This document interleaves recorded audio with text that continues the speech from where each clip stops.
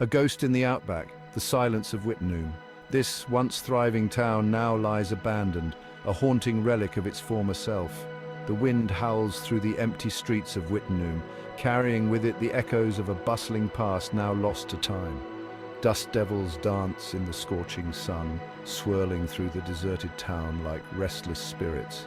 There are no children's laughs, no friendly greetings, only an eerie silence that hangs heavy in the air. Wittenoom is a ghost town, a stark reminder of a tragic past. Its empty streets and abandoned buildings tell a story of loss and neglect.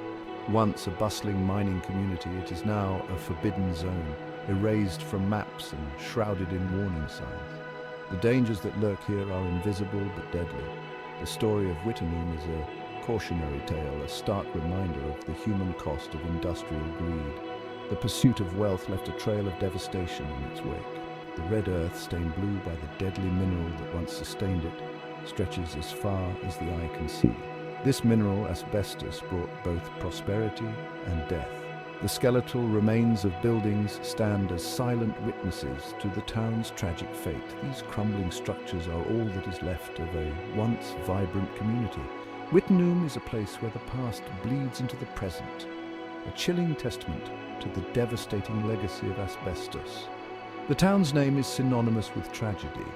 The silence is deafening, broken only by the whisper of the wind as it carries with it the ghosts of Wittenoom. The wind seems to mourn the town's lost souls. The ghosts of miners who toiled beneath the scorching sun, their lungs slowly filling with deadly dust, haunt this place. Their hard work and sacrifice were in vain. The ghosts of families who built their lives in the shadow of the mine, unaware of the silent killer in their midst, linger in the empty homes and streets. Wittenoom stands as a solemn reminder. The pursuit of progress must never come at the cost of human life. The lessons learned here should never be forgotten. From boomtown to ghost town, the rise and fall of an industry. This is the story of Wittenoom, a town that once thrived and then faded into obscurity. The story of Wittenoom began in the 1930s, a time when the world was vastly different from today. Australia was in the grip of the Great Depression, a period marked by widespread unemployment and economic hardship. Jobs were scarce, and the promise of work drew people to the most remote corners of the country, including the rugged outback. It was then that the discovery of blue asbestos in the Hamersley Ranges offered a beacon of hope, a chance for a better life. Word spread like wildfire, and soon the news reached every corner of the nation. Soon, Wittenoom transformed from a sleepy outback outpost into a bustling mining town, full of life and activity. People flocked from all over Australia, eager to find work and build a new life in this promising town. The mine promised prosperity, a future for families desperate for a chance. The town grew rapidly, with new homes and facilities springing up. Houses, a school, a hospital, and even a cinema were built to accommodate the burgeoning population, making Wittenoom a self-sufficient community.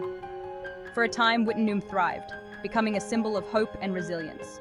The mine operated around the clock, churning out the magic mineral that fueled construction and industry across the globe, bringing wealth to the town.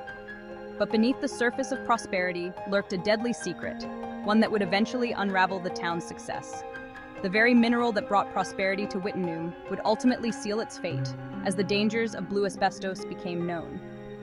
The blue asbestos, hailed as a miracle material, was a silent killer, slowly poisoning the air and the people who breathed it, leading to a tragic end for many. The deadly dust asbestos and the promise of prosperity. This is a story of how a miracle material turned into a silent killer. Asbestos, with its remarkable fire-resistant properties, was considered a wonder material in the early 20th century.